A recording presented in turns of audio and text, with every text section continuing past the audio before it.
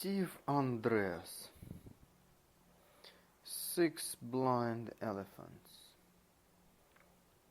page 214. The kind of control that results from following our interests, needs, and values is quite different.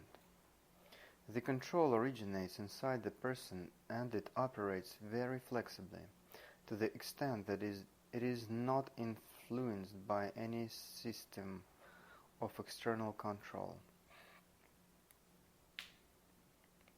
To the extent it is not influenced by any system of external control. Back in 1950s, Abraham Maslow made a list of the major categories of values that people have, and then tried to put them in a hierarchical order of importance, with survival needs at the bottom and individual self-actualization being the highest, emerging only after survival and social needs have been satisfied. But the Maslow found so many exceptions that he had to give up his idea of a hierarchy.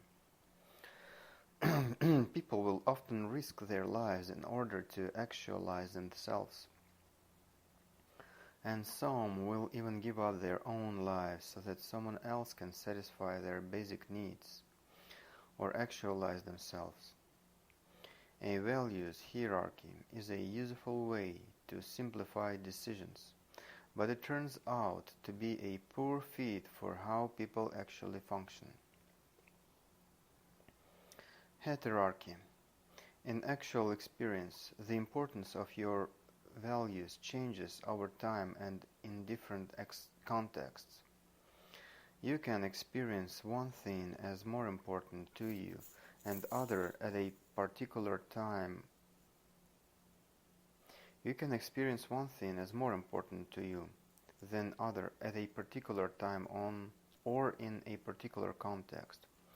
But in another time and place, the hierarchy may be quite different.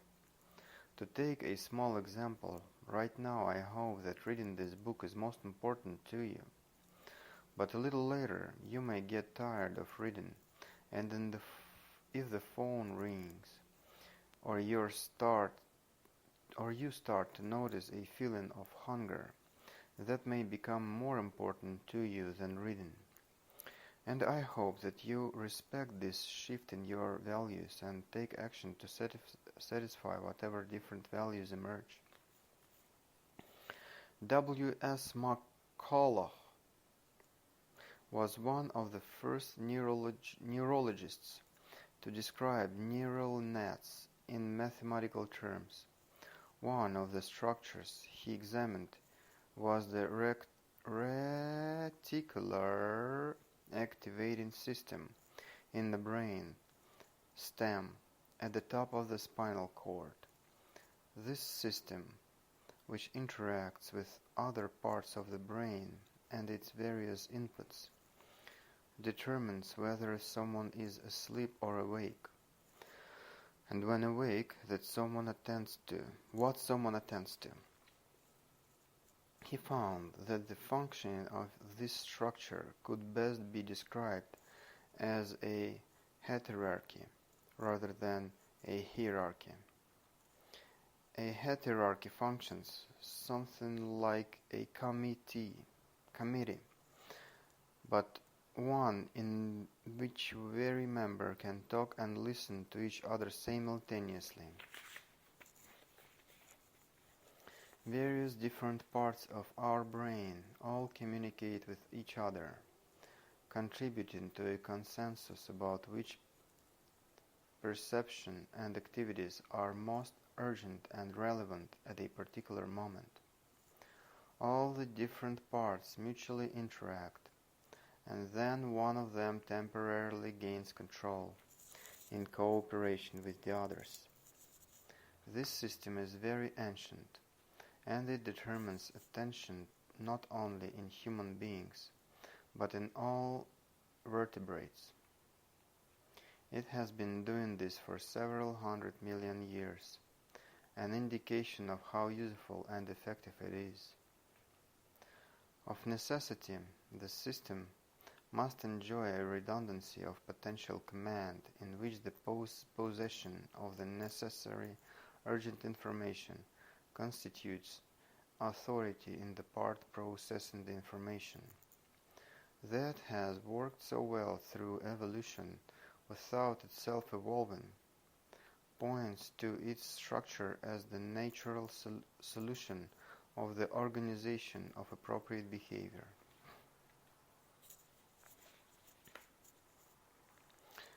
That it has worked so well through evolution without itself evolving, points to its structure as the natural solution of the organization of appropriate behavior. A hierarchy describes how our needs, values, and desires actually work. At any moment, this system appears to be a hierarchy, with some needs taking precedence over others, while others are entirely ignored. But when observed over time and in different contexts, attention and control is actually passed from one need to another, successively satisfying one and then another. Every natural ecology is hierarchy. Every natural ecology is a hierarchy, in which all the different species of plants and animals interact with each other in an intricate and dynamic changing balance that also responds to changes in the physical surroundings, weather, seasons, earthquakes, etc. Some people talk hierarchically Some people talk hierarchically of a top carnivore or a keystone species, which presupposes that some species are more important than others. A designated top carnivore is usually an animal at the top of the food chain, such as lion or shark. However, it might be more appropriate to designate the tiny microbes that consume all decaying matter, both animal and vegetable, as top carnivores, because they eat all the rest, and of course they get eaten in turn too. Another example of hierarchy is a horse race, or any other contest. To simplify, let's say that 3 horses run races against each other, and that A wins against B, B wins against C, and C wins against A. If you think in hierarchies, this doesn't make any sense at all. However, if you could create a stable hierarchy among horses, that would end the uncertainty of horse racing. What is missing in the above information is all the different factors other than the horse that contribute to winning a race. Perhaps horse A does best on a hot sunny day and a dark track, while B is better motor, and C runs best in cold weather. And there are all the other variable factors like the health and condition of the horse and jockey that could influence the winning of a race. That kind of complexity is why you can't create a hierarchy, except in a very general way. If you could create a stable hierarchy, there would be no point in betting on horses, because everyone would know in advance which one would win. The Israel military, one of the most effective fighting forces in the world, has taken steps to move in the direction of hierarchy. Whenever possible, Soldiers are kept in the same small units, so that each member of a unit has intimate and detailed knowledge of each other's particular personal abilities, skills, foibles, strengths, and weaknesses, all factors that could affect the outcome of an operation or battle. Although here is a designated commander, command is actually handed over to the one who is most knowledgeable and capable in a given situation. In basketball, for a period of time, teams were organized around a star player, with the other team members in subordinate supporting roles. More recently, the winning teams are those that are continually reorganizing around the player who is in the best position to shoot at the moment. Another example of hierarchy.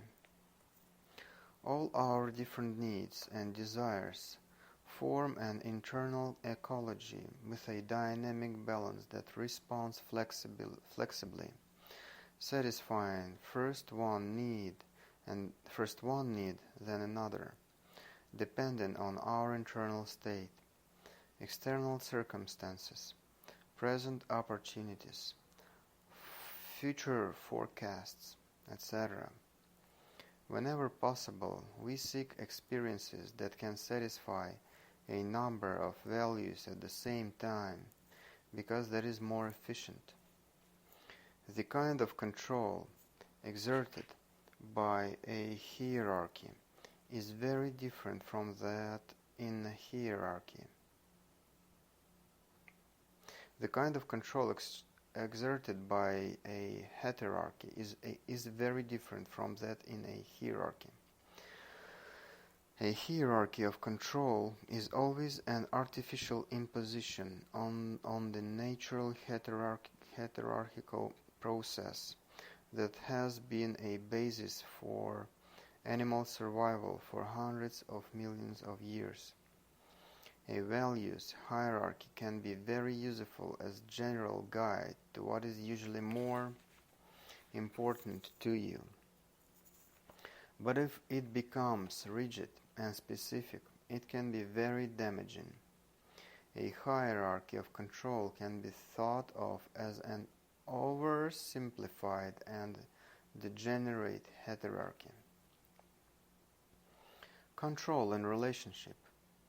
In a healthy relationship, the fundamental presupposition is that both are equals, contributing whatever they have to offer, with an equal right to speak and have their needs and desires met. When one is ill, their needs take precedence, and if one of them has better skills of information for dealing with a particular problem, their views become more influential. Any inequality in control is temporary, shifting with events, context, and expertise. In a flexible and dynamic hierarchy, there is a kind of dance in which each is responding to the other, collaborating in deciding whose goals or views take precedence in a given situation. One of the most common problems in relationship results from a rigidification of the natural hierarchy into a hierarchy in which inequality becomes systematic and permanent rather than temporary. For instance, a traditional patriarchal authoritarian family is an example of rigid hierarchy, much like a military one. The father commands the mother, even if the mother might have more knowledge or ability, and the mother commands the children, subject to the approval of the father. Any knowledge that the mother or children have is not used unless the father, in his infinite wisdom, agrees. The parents may know more than the children about most things, especially when children are very young. But as the children grow older and more capable, they become more insistent on having more freedom and participation in decisions, and the pressure grows to function like a more natural hierarchy, often resulting in conflict and rebellion, and something worse. Of course, a hierarchy is just as disrespectful of others if a domineering mother or a rebellion child has all the authority and power. Inequality in a relationship is seldom overtly stated in words. Look, I am more important than you are, and I know more about everything than you do, so you should shut up and do what I say. Or, I am too weak and scatterbrained to do all those things, so you have to do them for me. Usually, superiority is communicated non-verbally by a commanding voice tone, interrupting the other person, talking at length, dismissing what someone else says with a toss of the head, etc. Inferiority is often communicated by the opposite. Downcast eyes, slumped shoulders, waiting for an opportunity to speak, a pleading or whining tone of voice, etc. Pleading or whining tone of voice, etc. We are most likely to notice inequality when someone else takes a superior position, telling us what to do when we would rather do something else. However, when someone else takes an inferior position, acting helpless or incompetent, that can be just as powerful in coercing us into doing what we otherwise wouldn't do. The first thing to realize is that when someone wants control, that is not really the issue. Control is always in the service of some other outcome. When someone has what are often called control issues, the control is always in order to satisfy other needs or desires. If one person could always control others as a king might, life would be very pleasant for them, except that no one likes being controlled. So others often try to control in return, either overtly or covertly, becoming opponents. Often the struggle for control extends to the most irrelevant events, since any giving up of control threatens the rigid hierarchy.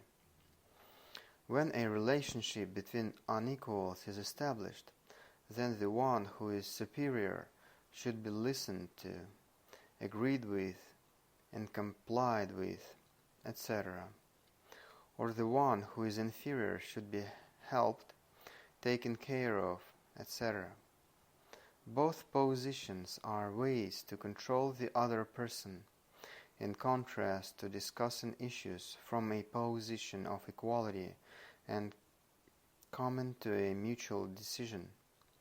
Our finding ways to satisfy your different needs and desires separately. Striving for control sets up a very interesting contradiction. In order to control others, I first have to control myself, what I do and say, etc. So the first person to be controlled is the person who wants to control others. And this usually results in a lot of inhibition of spontaneous response and resulting tension. So whenever you find yourself struggling in a relationship, it can be useful to explore how it was become defined as unequal. Inequality can be established either by the other person or yourself, or more often by both of you, since rarely does one person in an interaction completely define a relationship without some kind of cooperation or acquiescence from the other. As Eleanor Roosevelt said, no one can make you feel inferior without your consent. Never give it. The following exercise can be a useful way to practice exploring this kind of situation. Exploring inequality and restoring balance. First, unequal relationship. Think of a relationship that you have already decided is unequal, or think of a relationship that is troublesome to you, and run a movie of a specific instance of relating to that other person. Second, discover the nature of the inequality. Who is superior or one up, and who is inferior or one down? Who is in charge and who isn't? Since often both people in this kind of struggle feel trapped.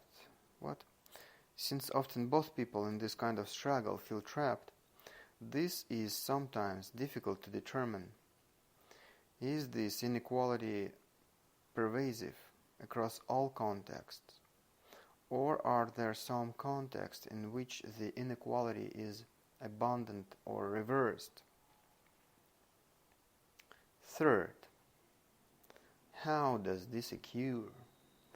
What specifically do you and that other person do to establish and maintain this inequality? The verbal component is usually the easiest to determine. Who tells who what to do, either directly or by presupposition or implication? The nonverbal component is usually less obvious and much more informative. Review your movie of the event in detail, noticing all the nonverbal behaviors that contribute to defining the relationship.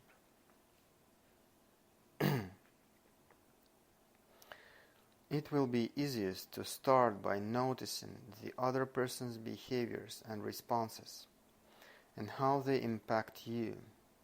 For instance, when they tossed their head, did you feel dismissed or ignored? When they smiled or laughed, was that a sincere enjoyment of something funny, or was it a derisive dismissal or something important to you, or a nervous show of fear or vulnerability? Notice how that other person responded to your nonverbal communication. This is usually more difficult, and it can be made easier if you take observer position, in which you can observe yourself from the outside as you interact with this person. How do these nonverbal communications contribute to categorizing you, the other person, your behaviors, events, or the relationship between you? Setting your outcome. 4. Setting your outcome. Is this inequality satisfactory to you, or would you like to change it in the direction of equality? Think about what you would like to be different. Make a detailed movie of what this relationship would be like if you were both equals in a dynamic partnership. What would you say and do differently, and how would your nonverbal behavior support this?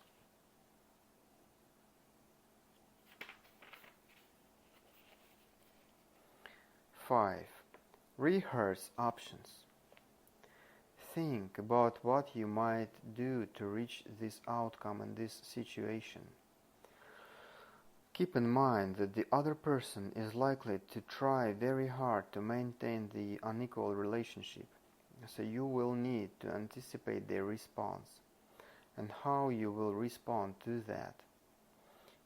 Keep exploring options until you are satisfied that you have several ways to do this that are satisfactory to you. 6. Rehearse your responses in the future. Think about the next time you will likely be with this person, and actually imagine responding in new ways in that situation. If you find this unsatisfactory in any way, back up to step 5 to develop new choices. This exercise can also be used in someone's relationship with inanimate objects that control them, like food, drugs, or other things that result in compulsion. How can you change how you respond in order to regain balance? In bulimia, the hierarchy alternates between a social need to be thin and the physiological need for food. I have seen a videotape of a session with a bulimic who ate nothing and drank only Diet Pepsi, 0 calories, for 3 days, completely denying and disrespecting her hunger and need for nourishment. Then she would lose control and binge, and then regain control, vomit, and go back to Diet Pepsi. Recent research feeding artificial sweeteners to mice has found that they inactivate the natural feedback system and actually contribute to the overweight that they were designed to prevent. Normally, the sweet taste of sugar is followed by physiological changes in the blood as the sugar is metabolized, and this signals the animal to eat less. But with an artificial sweetener, the signal from the taste becomes meaningless, since it is not followed by physiological changes. So it comes to be disregarded, and the animal keeps eating, resulting in greater weight gain than with sugar. Unfortunately, the therapist, a well-known expert, devoted all his efforts to help the bulimic client gain more voluntary control over her eating. My goal would have been the opposite, to reduce her control and regain some respect for her natural functioning. Animals and healthy people don't control their eating. They spontaneously eat reasonable amounts and maintain a dynamic balance between intake and exercise, and all their many other needs. Giorgio Nardone and Claudia Portelli have developed a systematic, successful protocol for working with eating disorders that is consistent with the idea of restoring the natural hierarchy of the body. For instance, in binge eating, they first establish, through dialogue with the client, that the dieting, calorie counting, restraint, and other methods that the client was used in their attempt to control their weight has not only failed to stop the binge eating, but is actually a causative factor. Then they give the client a very simple instruction to carry out for the next 2 weeks. Think every day about your favorite foods without thinking about health, and prepare every meal, breakfast, lunch, and dinner with your favorite foods, your most loved foods. Prepare your meals carefully to make them taste good, and enjoy eating your favorite foods. Eat whatever you want to at mealtimes, but no snacking. Clients soon find that the previous forbidden foods lose their compulsive appeal, and they soon spontaneously eat reasonable and balanced meals, free of the struggle created by their attempts to control their eating, and they gradually lose any excess weight. The woman that I described in the chapter 1, who wasn't eating, sleeping, or exercising well, is another example of rigid hierarchy. She ignored other needs until they became strong enough to assert themselves and gain her full attention. She lurched from one small scope to another, always unbalanced. When she used a larger scope, she flexibly responded to all her different needs, alternating easily between some and integrating others into the same activity, re-establishing a healthy hierarchy. Summary: a simple hierarchy based on categorical inclusion has the properties of inheritability and constriction. The resulting logical levels do not necessarily create a hierarchy of importance or control. Only a hierarchy that includes relational criteria that specify how members of the hierarchy relate to each other at different levels will establish a hierarchy of importance or control. Only a hierarchy that includes relational criteria that specify how members of hierarchy relate to each other at different levels will establish a hierarchy of importance or control. In order to determine if a hierarchy also includes control, importance, significance, or some other systematic relationship between levels, we need to determine if there are relational criteria, explicit or implicit, that specify how members of levels within the hierarchy relate to each other. Different events are qualitatively different to us, significant or meaningful to us in different ways. They are also often quantitatively significant. Some events are more valuable or significant to us than others. When we create hierarchy of significant experiences, this will establish a hierarchy of importance.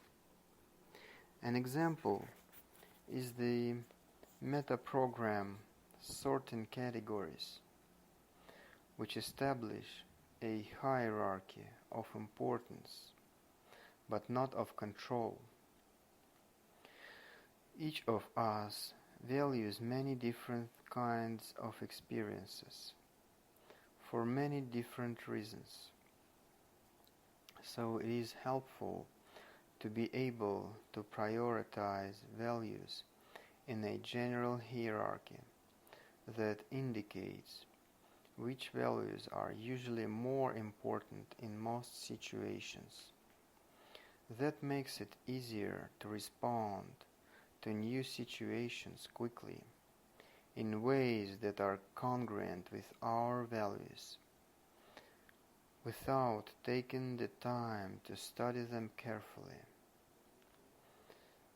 We can spend more time in experiences that are valuable to us, and not waste too much of our lives on things that are not important. We need to recognize that any hierarchy is a static distortion. We need to recognize that any hierarchy is a static distortion, and that our values actually function as a hierarchy that shifts in importance with the external situation, changing internal state, knowledge, experience, goals, etc. Any traditional authoritarian society that imposes a rigid artificial hierarchy of values on the natural flexible hierarchy will limit and stunt people's potential for satisfaction and further development. Next, we will examine how we use our values and their relative importance, along with our other understandings about the world around us, to create larger meaning and significance. Next, we will examine how we use our values and their relative importance, along with our other understandings about the world around us, to create larger meaning and significance. The art of progress is to preserve order amid change, and to preserve change amid order. Alfred North Whitehead. What a wise man, this Alfred North Whitehead.